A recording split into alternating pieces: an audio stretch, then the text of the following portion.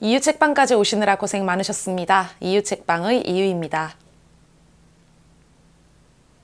네, 여러분 안녕하세요. 오늘 영상은요, 바로 독서 결산 영상입니다. 제가 5월 한 달간 어떤 책을 읽었고, 어떠한 줄거리 또는 어떠한 내용을 가진 책이고, 어떤 점이 아쉬웠고, 또 어떤 점이 좋았는지 말씀드리는 그런 영상인데요. 아무래도 여러 권의 책에 대한 정보를 알 수 있다는 점에서 여러분들이 저희 독서 결산 영상을 가장 사랑해 주시는 것이 아닐까라는 생각에 조금 더 신경을 쓰면서 매번 독서 결산 영상을 준비하곤 있는데, 이번 영상은 준비하는데 너무 어려웠어요. 그만큼 제가 읽은 책들 중에서 제대로 소화하지 못한 책들이 대부분이기도 하고, 아쉬웠던 책들이 꽤 많았던 5월의 독서여가지고요. 베스트픽은 나중에 설명을 드리지 않고, 설명을 드릴 때 요 위 상단부에다가 베스트픽이라고 표시를 한번 해드리도록 하겠습니다. 그러면 바로 지금부터 5월 한 달간 제가 어떤 책을 읽었는지 보여드리도록 할게요.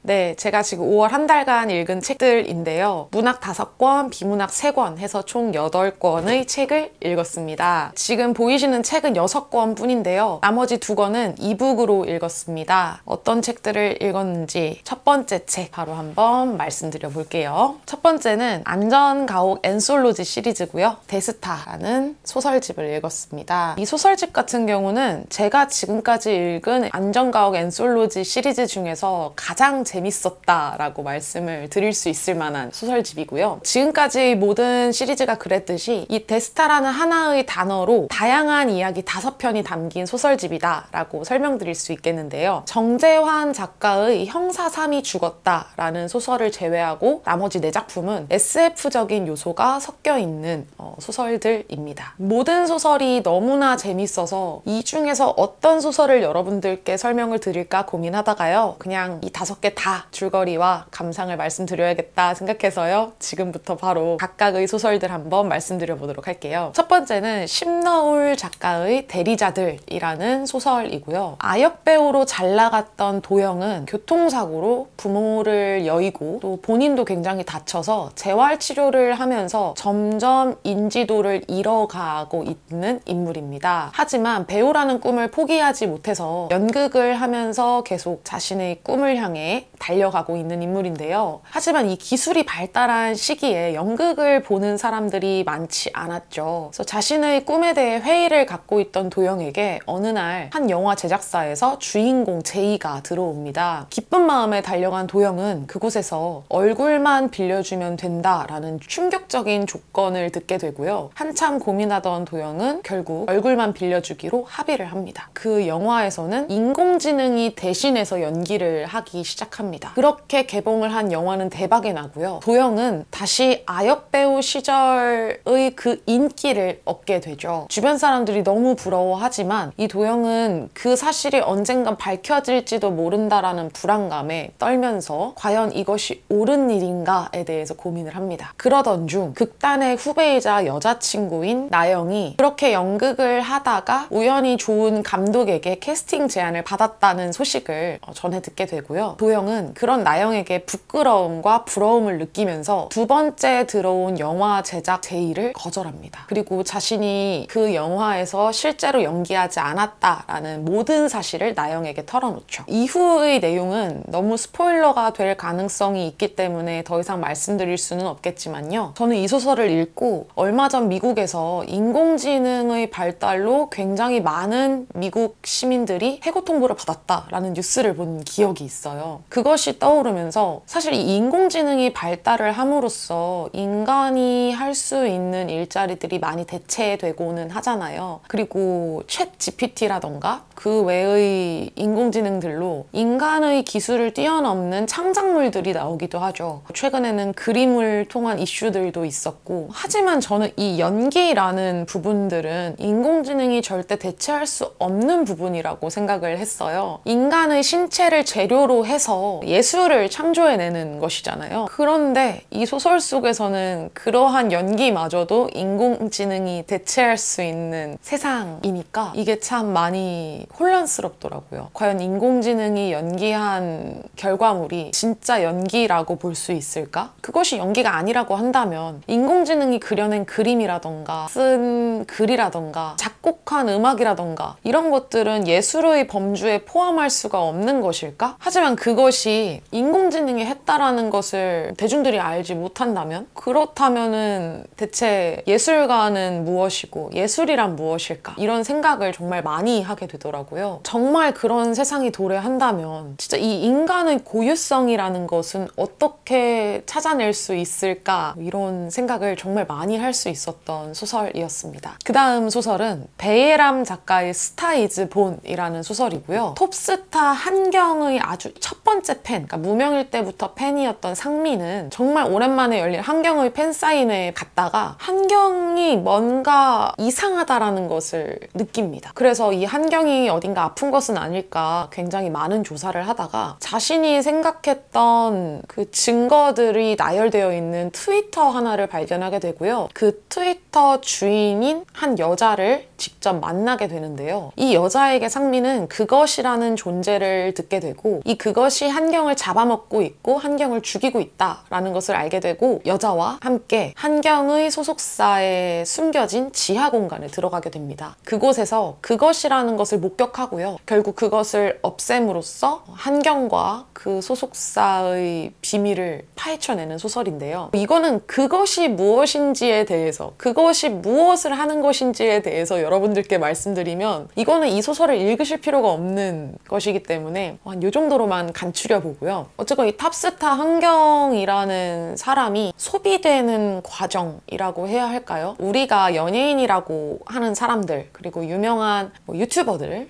인플루언서들 대부분 소속사라는 걸 가지고 있죠. 그 소속사가 굉장히 좋은 소속사일 수도 있겠지만 그러지 않은 소속사를 만났을 경우에 이 유명해지고 싶다 또는 유명해지고 싶다라는 꿈을 가진 한 인물이 어떻게 착취가 되고 어떻게 소모될 수 있는지 극단적으로 잔인하게 잘 표현한 소설인 것 같아서 좀 많이 마음이 아팠고 제가 최근에 많이 접했던 연예 기사들을 또 떠올릴 수 있었던 소설이었습니다. 네, 그 다음은 이경희 작가의 엑스크레디트라는 소설인데요. 다양한 남성의 정자와 대리모의 난자를 통해서 태어난 카이 크레디트라는 인물은요. 이미 탄생 자체가 기묘하잖아요. 그래서 유명한 것으로 유명해진 인물입니다. 이 카이는 그 유명세로 많은 돈을 벌어들이고 더 많은 이슈를 얻기 위해서 한 프로그램을 제작하는데요. 바로 그 프로그램은 페런츠 101입니다. 이 정자를 기증한 전 세계의 사람 101명을 모아놓고요. 카이의 진짜 부모 딱 한 명을 골라서 그 부모에게 카이의 유산을 상속해주는 프로그램인데요. 그 과정에서 2명의 카이가 살해되는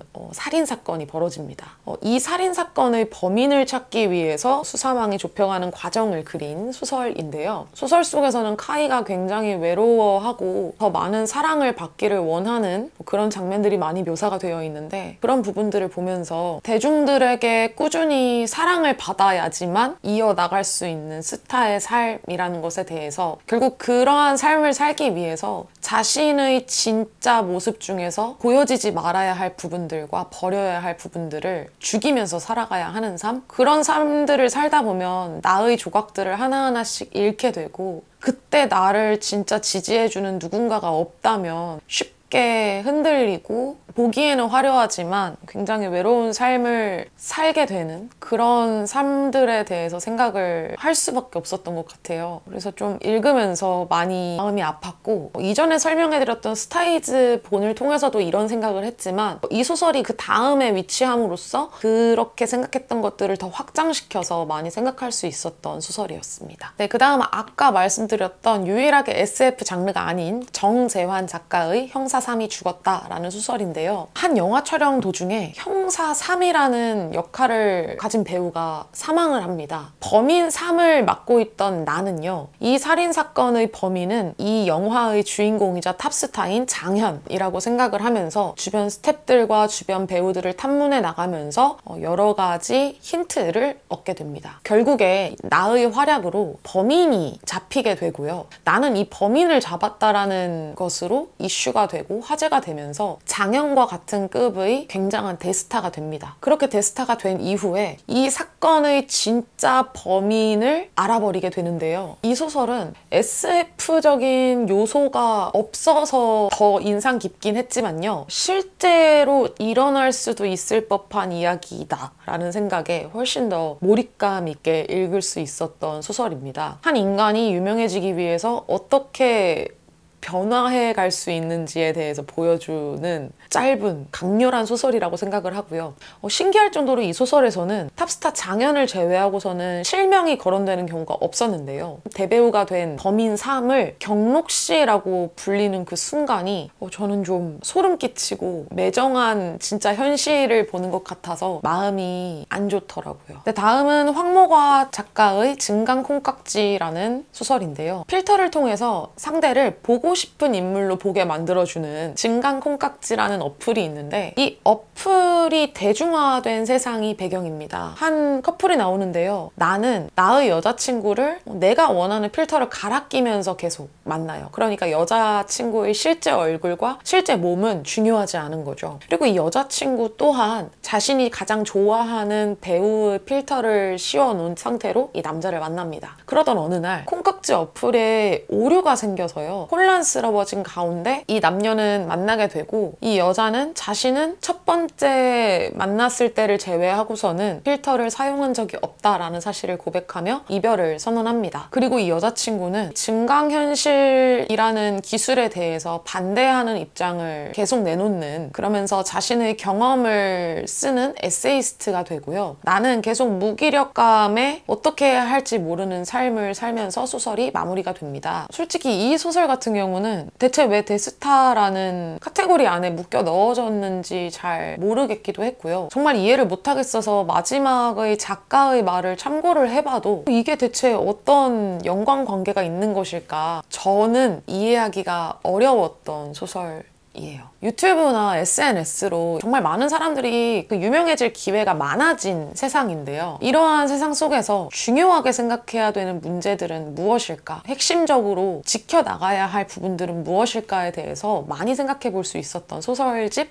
데스타였습니다. 그 다음으로 읽은 책은 버지니아 울프의 등대로라는 소설을 읽었습니다. 철학가 램지 가문의 별장에는요, 늘 많은 손님들이 모여서 지내는데요. 어느 날 아침 아들 제임스가 등대에 가고 싶다라고 이야기를 합니다. 램지 부인은 등대에 갈 수 있을 거다라고 이야기를 하지만 램지는 날씨가 좋지 않아 등대에 가지 못할 거다라고 단언을 하죠. 램지 부인은 이러한 램지에게 서운한 감정을 느끼지만 당신의 말대로 등대에 가지 못할 거예요 라고 이야기를 하면서 속으로는 내가 램지를 이겼다라고 생각을 하죠. 이러한 램지 부인이 10년이 지난 후 돌연 세상을 떠나게 되고 그 사이 벌어진 전쟁에 참전했던 아들은 전사하고요. 시집에 간 딸은 출산을 하던 과정에서 사망을 하게 됩니다. 이렇게 폐허처럼 변해버린 별장에 램지 식구들과 손님들이 다시 모입니다. 그 중에서는 예전에도 함께 했었던 화가 릴리라는 여성이 포함되어 있는데요. 램지 부인이 늘 시집을 보내고 싶어 했던 이 릴리는 여전히 미혼의 여성으로 그림을 그리며 살아가고 있습니다. 램지는 자신에게 남은 자녀인 딸 캠과 아들 제임스에게 등대에 가자라고 이야기를 하고요. 등대로 떠납니다. 제임스와 캠은 이렇게 갑자기 등대에 가자라고 하는 아버지가 마음에 들지 않고요. 아버지를 절대 용서하지 않겠다라는 둘만의 약속을 하죠. 하지만 결국 둘은 등대에 도착하는 과정에서 아버지에게 칭찬을 받고 또 아버지의 부족한 모습을 보면서 화해하고 또 인정을 받았던 것에 용서를 하게 됩니다. 릴리는 그저 자신이 그리던 그림을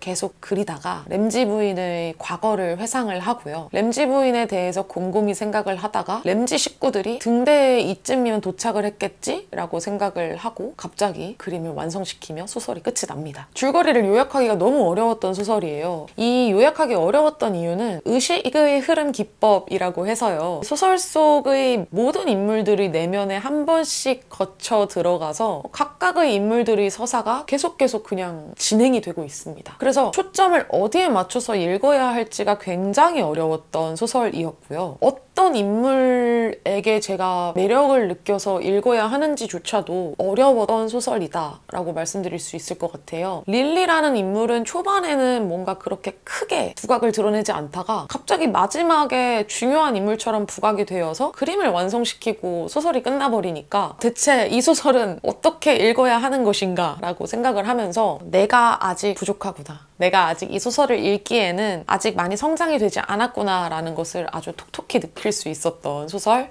등대로였습니다. 네, 그 다음으로 읽은 책은 이다혜의 처음부터 잘 쓰는 사람은 없습니다 라는 책을 읽었는데요. 예전에 제가 이북으로 읽어봤던 책인데 요즘 글을 쓰는 것이 막막해서 다시 한번 읽게 된 책입니다. 글을 쓰기 전에 하면 좋은 것들, 또 제목을 정하는 법들, 독후감을 쓰는 법들, 아주 다양한 글쓰기에 관련된 이야기들, 또 다양한 팁들이 들어있는 책인데요. 처음에는 제가 블로그에 어떻게 또 글을 써야 할까 막막해서 읽게 된 책이었는데 제가 또 요즘 유튜브도 너무 갈피를 못 잡고 있어서 그런 고민에 빠져 있어서 그런지 이 책을 읽으면서 저는 유튜브 제작을 어떻게 해야 할지, 영상 기획을 어떻게 하고 영상 제목을 어떻게 짓고 썸네일을 어떻게 만들어야 할지를 변형시켜 가면서 읽을 수 있었기 때문에 굉장히 인상 깊게 읽었고 재밌게 읽었다라고 말씀드릴 수 있는 책인데요. 너무 유익한 부분들이 많아가지고 이북으로도 구매했지만 실물책으로도 구매를 하는 게 좋을까? 아직도 고민을 하고 있는 그런 책, 처음부터 잘 쓰는 사람은 없습니다 였습니다.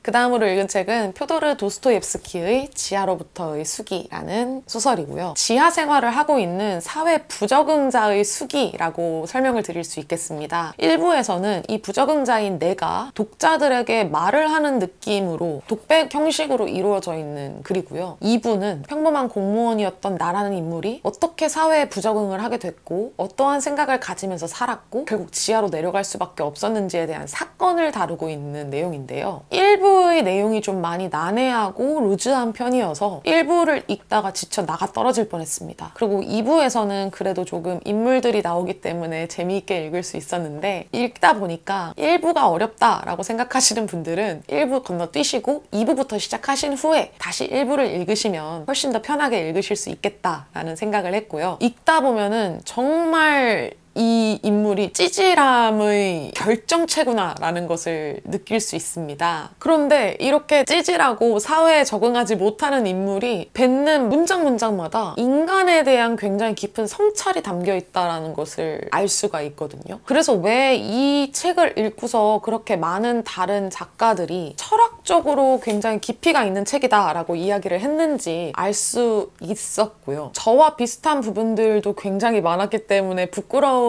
또 느끼면서 어찌 보면 이것이 우리 인간들의 아주 깊숙한 내면에 있는 마음의 소리를 담은 책이 아닐까 그런 생각을 할 수 있었던 지하로부터의 수기였습니다. 네, 다음은 조예은 작가의 스노볼 드라이브라는 소설을 읽었고요. 녹지 않는 눈이 내리면서 세상이 멸망합니다. 그럼에도 인간은 살아남아서 자신들의 삶을 개척해서 살고 있는데요. 주인공 모루는 유일한 혈육인 이모가 실종됐다라는 소식을 듣고 이모를 찾기 위해서 단서를 찾아 나섭니다. 그렇게 단서를 찾아 나서던 도중에 중학교 동창이었던 이월이라는 인물을 만나게 되고요. 그렇게 이모가 남긴 유일한 증거인 스노볼에 대해서 알게 되고 그렇게 이월과 함께 이모를 찾아서 떠나는 내용을 담고 있는 소설인데요. 굉장히 좀 많이 아쉬움이 가득했던 소설이었습니다. 뉴서울파크 젤리장수 대학살 때와 비슷하게 떡밥이 굉장히 많이 뿌려졌는데 회수가 좀 덜 된 느낌이랄까요? 제목이 왜 꼭 스노볼 드라이브여야 했을까라는 의문점도 들고요. 이 이월의 엄마가 정말 중요한 인물이겠구나라고 생각하면서 읽었는데 실상 뭐가 없는 허무하게 끝나버리는 캐릭터성이 좀 많이 아쉬웠던 이러한 떡밥들이 조금 더 잘 풀어졌다면 더 재밌는 소설이 되지 않았을까라는 마음이 들었던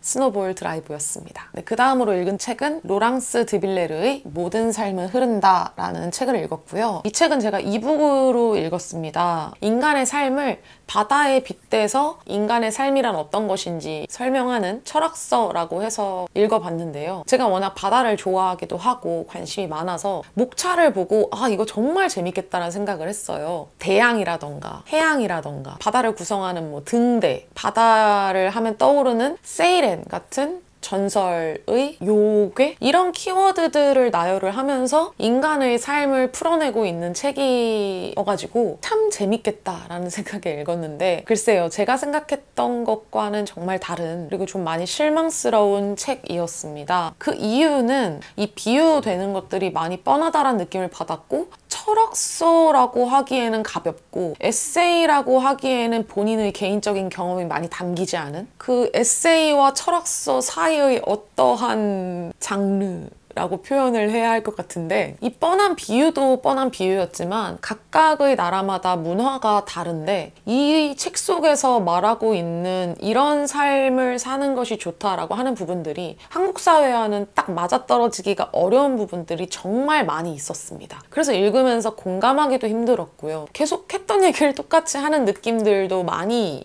받을 수 있었어가지고 개인적으로는 좀 많이 실망을 했었던 모든 삶은 흐른다 였습니다. 그 다음은 몰리에르의 상상병 환자라는 희곡집을 읽었습니다. 대학 시절에 굉장히 많이 들었던 극작가 몰리에르의 작품을 제가 이제 드디어 읽어봤는데요. 총 3편의 희극이 담겨있는 희곡집입니다. 귀족의 삶을 갈망하는 한 부르주아를 골탕 먹이는 부르주아 귀족이라는 작품이 있고요. 부모님의 욕심으로 원치 않는 결혼을 해야 하는 자식의 고민을 해결해 준다면서 자신이 원하는 것을 얻으려고 골탕을 먹이는, 그러다가 결국 자신이 골탕을 먹게 되는 스카빙의 간계라는 희곡이 또 담겨 있고, 원치 않는 결혼을 하지 않기 위해서 상상병에 걸린 아버지를 골탕 먹이는 이야기 상상병 환자, 이렇게 3가지 희곡이 담겨 있습니다. 줄거리 같은 경우가 크게 중요하다라고 생각하면서 읽지는 않았고요. 저는 그저 오랜만에 대본을 읽는다라는 느낌으로 읽었어요. 보통 연극에서 이제 대본을 분석한다라고 하면 내가 어떠한 역할을 맡아서 그 캐릭터를 분석한다, 그 개념으로 많이 접근을 했었는데 이렇게 그냥 독자의 입장으로 읽다 보니까 연출이 된 느낌으로 희곡을 읽게 되더라고요. 그래서 전체적인 분위기, 속도, 색감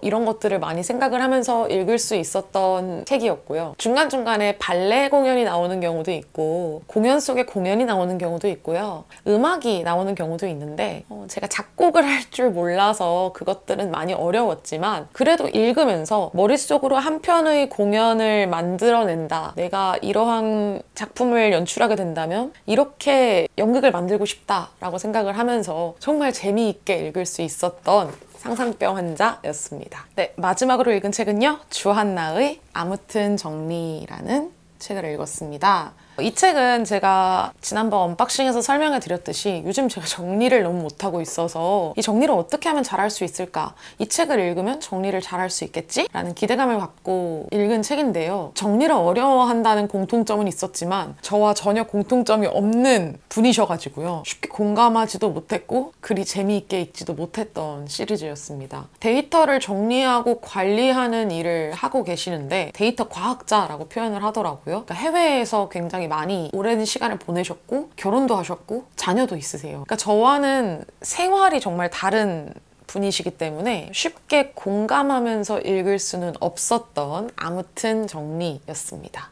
이렇게 제가 읽은 8권의 책과 이 중에서 제가 꼽은 베스트 픽까지 다 말씀을 드렸는데요. 베스트 픽을 좀 자세하게 설명을 드리려고 하다 보니까 영상 시간이 정말 길어졌네요. 지금 촬영을 하고 나서도 편집이 벌써 두려워지는데 어떻게든 잘 편집하겠죠. 길어도 긴 대로 쭉 올리도록 하겠습니다. 네, 긴 영상 끝까지 봐주셔서 감사하고요. 오늘 영상은 여기까지 하도록 하겠습니다. 여러분들의 5월 독서는 어떠셨는지 모르겠어요. 6월 한 달도 우리 즐거운 독서 생활 할 수 있길 바라면서 영상 즐거우셨다면 좋아요하고 구독하고 알람 설정까지 부탁드릴게요.